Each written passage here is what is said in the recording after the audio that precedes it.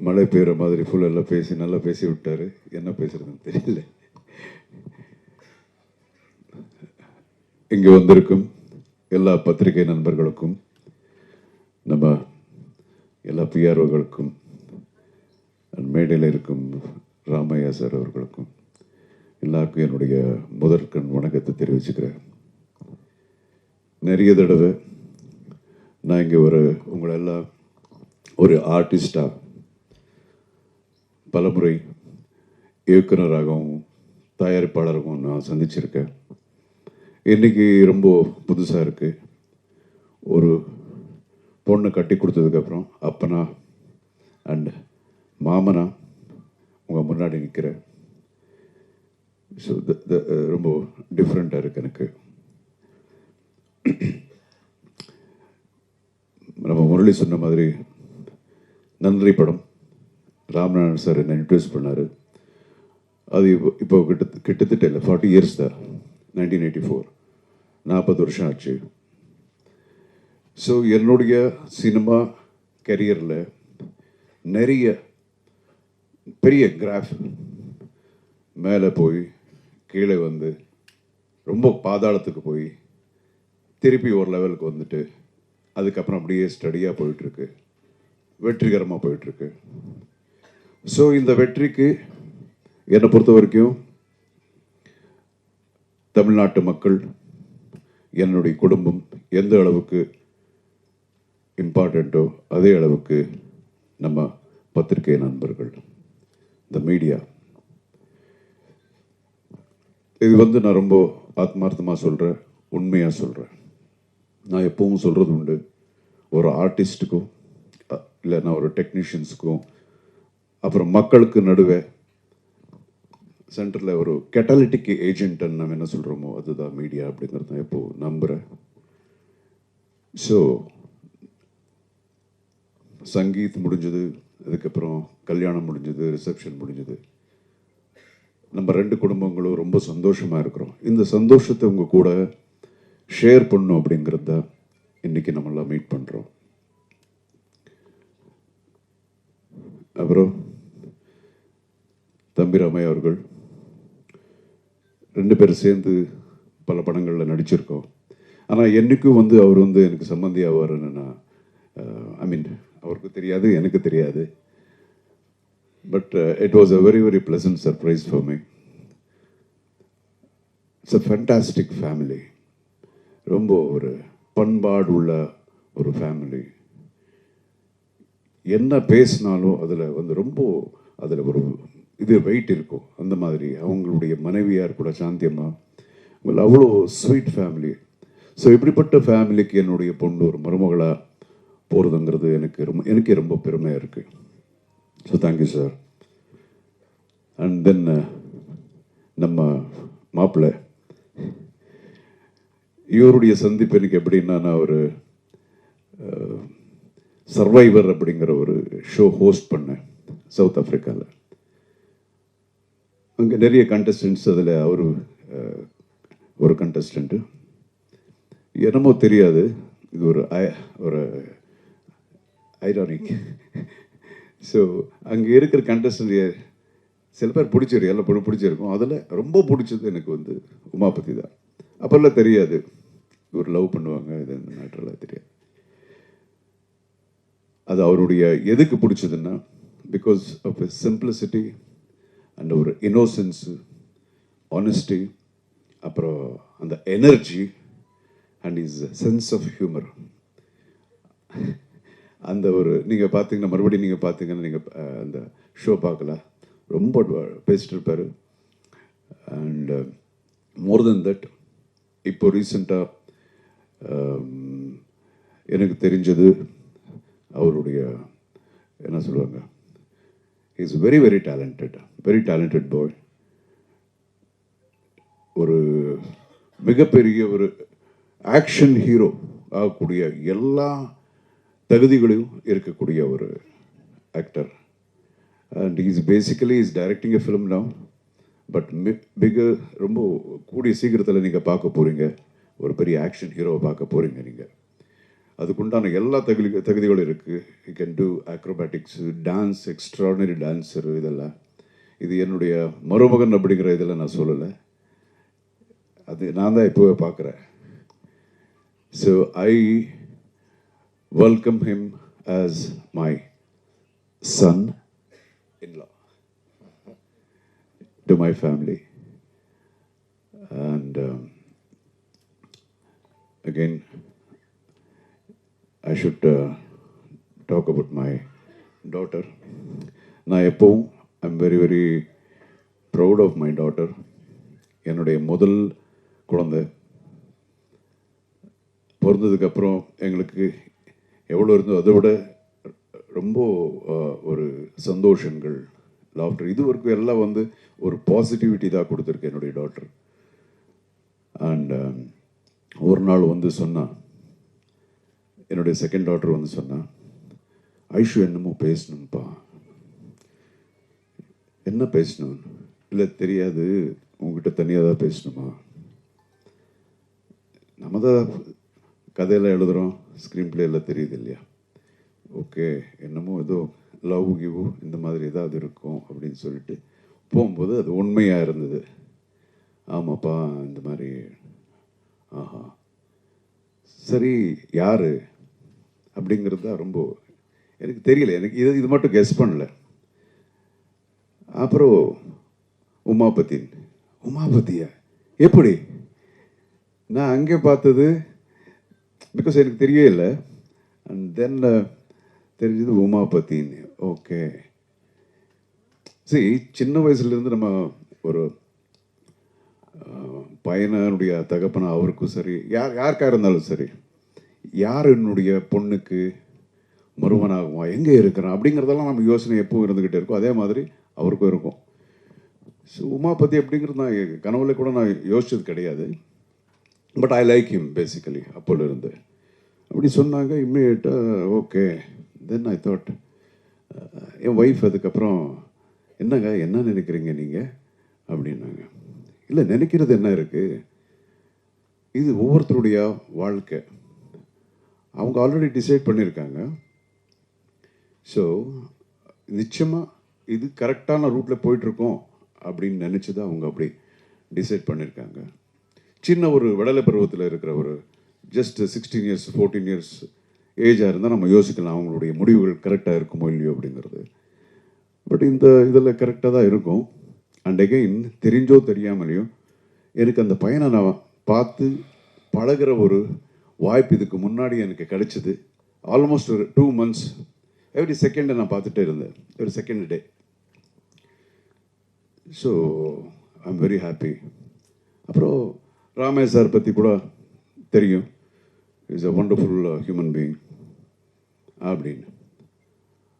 And then நம்ம ஆஞ்சநேயர் கோயிலில் meet பண்ணோம். மீட் பண்ணி நம்ம டிஸ்கஸ் பண்ணது இவ்வளோதான், எப்போ கல்யாணத்தை வச்சுக்கலாம் அப்படிங்கிறதா. ஸோ இந்த அளவுக்கு every thing went on very very smoothly.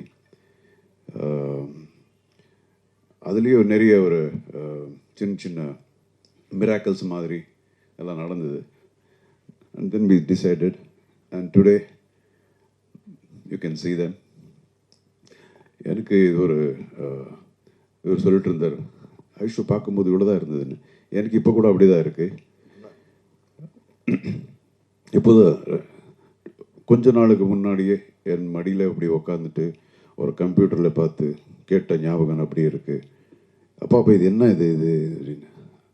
தென் நான் சொல்லுவேன், இது வந்து இது ஏ வரும், ஏபிசி இப்படி டக் பண்ண பனங்க வருதுன்னு.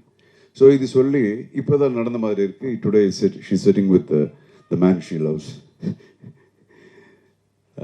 As a wife of him. So அவ்வளோதான், we are happy. And again இதுக்கு முன்னாடி கூட நான் இங்கே வர்றதுக்கு முன்னாடி நம்ம நண்பர்கள் ஒரு 2 பேர் எனக்கு ஃபோன் பண்ணி கேட்டாங்க, என்னென்னா இது உங்கள் டாக்டருக்கு கல்யாணத்துக்கு அப்புறம் கூட நடிப்பாங்களா அப்படின்னு நல்லா கேட்டாங்க. சரி, எப்படியோ அங்கேயே வர அங்கே சொல்லிடுற அப்படின்னு. சரி, ஒவ்வொருத்தரும் அவருடைய இண்டிவிஜுவல் லைஃப் யாராக இருந்தாலும் சரி, ஸோ அவங்க லைஃப்பை டிசைட் பண்ணுவாங்க. ஸோ இந்த லைஃப்ங்கிறதுல வந்து தொழில் அப்படிங்கிறது ரொம்ப சின்ன ஒரு விஷயம் தான். லைஃப் பெரிய இது. ஸோ லைஃபே டிசைட் பண்ணும்போது தொழில் அப்படிங்கிறது கூட அவங்க டிசைட் பண்ணணும். அவங்களுக்கு என்னென்ன வேணுமோ அப்படி ஆரம்பத்திலேருந்து அப்படி தான்.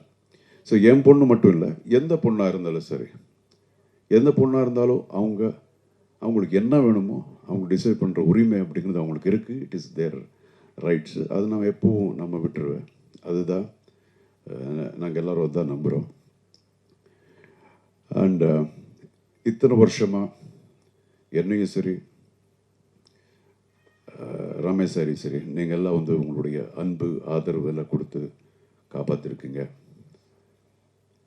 இனிமேல் வந்து ஆஸ் ஹி டோல்ட், எங்களுடைய குழந்தையும் கூட த சேம். உங்களுடைய ஆதரவு எப்போ அவங்க மேலே இருக்கணும், உங்கள் ஆசீர்வாதம் எப்போ அவங்க மேலே இருக்கணும். That's it. Thank you so much for coming. வேறு எது இருந்தாலும் நீங்கள் கேளுங்க. We are very very happy. இந்த ஹாப்பினஸ் உங்கள் கூட ஷேர் பண்ணதா இன்றைக்கி நம்ம மீட் பண்ணிட்டுருக்கோம். Thank you so much. காரணம்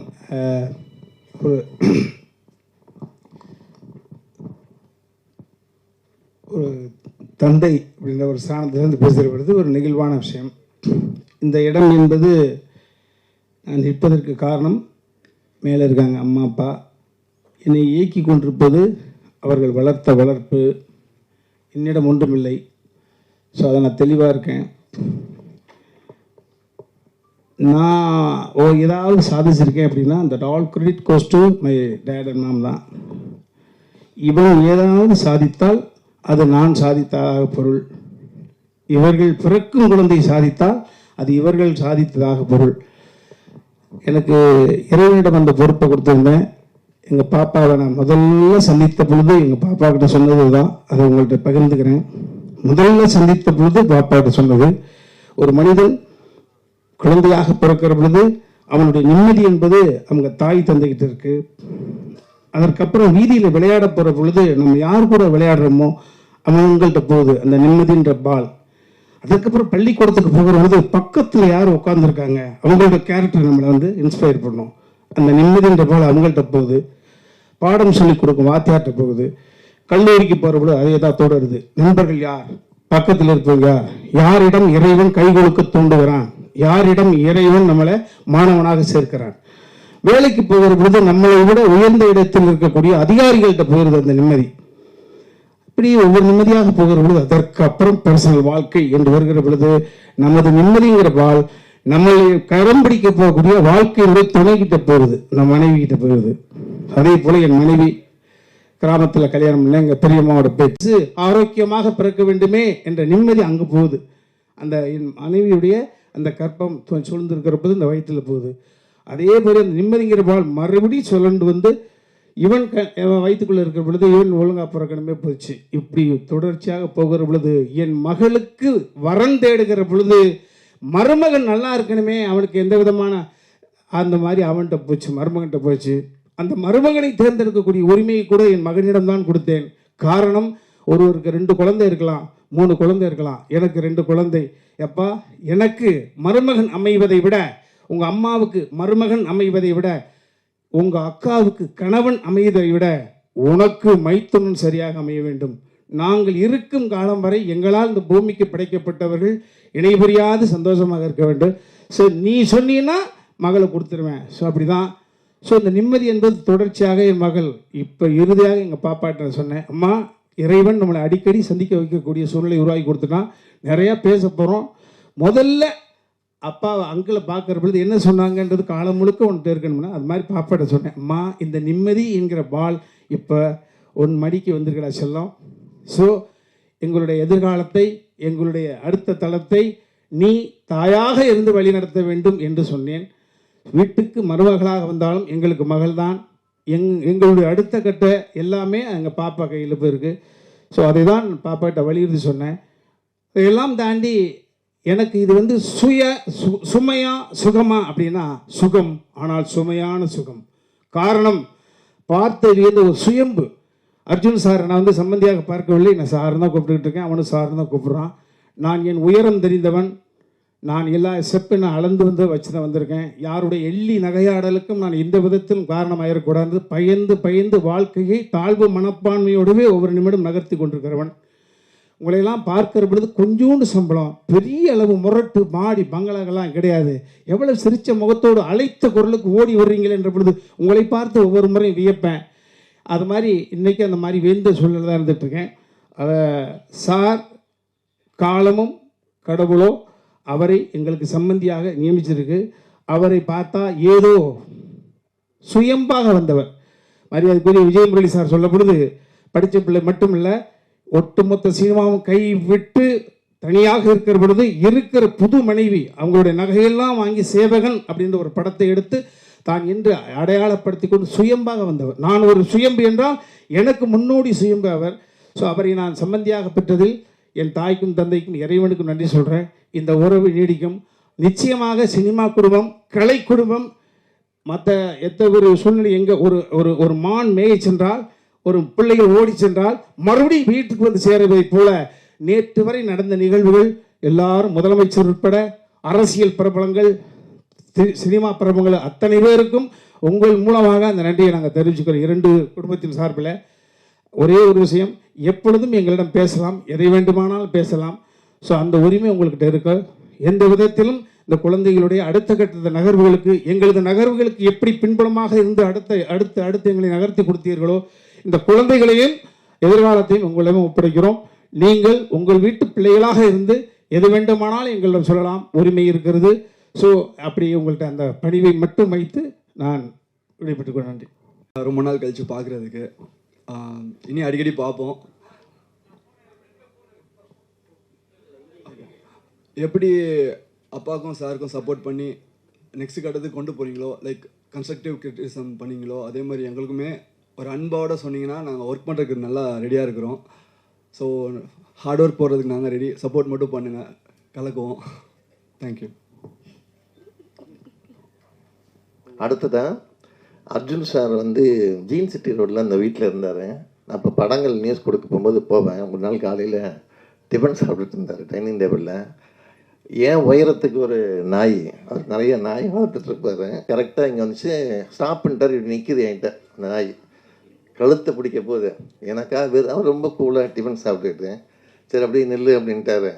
ரொம்ப நேரமாக அப்படியாச்சு, வேர்த்து ஊற்றி அப்புறம் கோவன்னு அது இறங்கி போச்சு. அதுக்கப்புறத்துலேருந்து ஸோ அந்த அளவுக்கு ஜாலியாக இருப்பார் எல்லாருக்கூடையும். அதை சொல்ல வந்தேன் நான். அடுத்ததாக அவங்க டாக்டர் ஐஸ்வர்யா அர்ஜுன் அவர்களை பேச அழைக்கிறோம். எல்லாருக்கும் வணக்கம். இன்னைக்கு வந்து அப்பா சொன்ன மாதிரி ரொம்ப புதுசாக இருக்குது to see you on this joyous occasion. So நீங்கள் எல்லாரும் என்னை வந்து சின்ன வயசுலேருந்து பார்த்துருக்கீங்க. ஸோ டெஃபினெட்லி எல்லாரும் எனக்கு ஃபேமிலி மாதிரி தான். அண்ட் இன்றைக்கி ஒரு ஸ்பெஷல் ஒகேஷன். ஸோ ரொம்ப சந்தோஷமாக இருக்குது உங்கள் கூட ஷேர் பண்ணுறது. அண்ட் நீங்கள் வந்து என்னை எல்லா ஒரு ஸ்டேஜில் பார்த்துருக்கீங்க. Right from when I was a child, school போகும்போது, காலேஜ் போகும்போது எல்லாமே உங்களுக்கு தெரியும். ஸோ இந்த ஸ்டேஜ் வந்து இட்ஸ் வெரி டிஃப்ரெண்ட், எனக்கே ரொம்ப புதுசு. ஸோ உங்கள் சப்போர்ட், உங்கள் பிளெஸ்ஸிங்ஸ் கண்டிப்பாக எங்கள் ரெண்டு பேர் மேலே தேவை. Just like how you supported அப்பா அண்ட் ராமையா சார். ஸோ மாமனா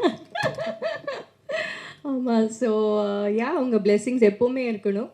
அண்ட் எனக்கு வந்து எங்கள் வீட்டில் அப்பா அம்மா ரொம்ப ஃப்ரீடம் கொடுத்து, ரொம்ப அந்த எவ்ரி ஆஸ்பெக்டில் வந்து எனக்கு ஃப்ரீடம் கொடுத்துருக்காங்க. டு எக்ஸ்ப்ரெஸ் மை வியூஸாக இருக்கட்டும், தாட்ஸாக இருக்கட்டும், என்னோட ஒப்பீனியன்ஸ் எல்லாத்துக்கும் ஸ்பேஸ் கொடுத்துருக்காங்க. அண்ட் எனக்கு வந்து அப்படியே இன்னொரு ஃபேமிலி கிடச்சிருக்கு. அண்ட் உமா வந்து he is my best friend. And எல்லா விஷயத்துலேயும் he is extremely supportive. So I am very very lucky. And இன்னைக்கு வந்து உங்கள் எல்லாரையும் மீட் பண்ணது ரொம்ப சந்தோஷமாக இருக்குது. உங்கள் பிளெஸ்ஸிங்ஸ் டெஃபினெட்லி தேவை. Thank you so much.